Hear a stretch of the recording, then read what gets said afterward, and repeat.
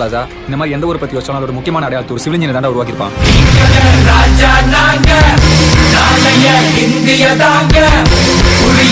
சரித்திரம்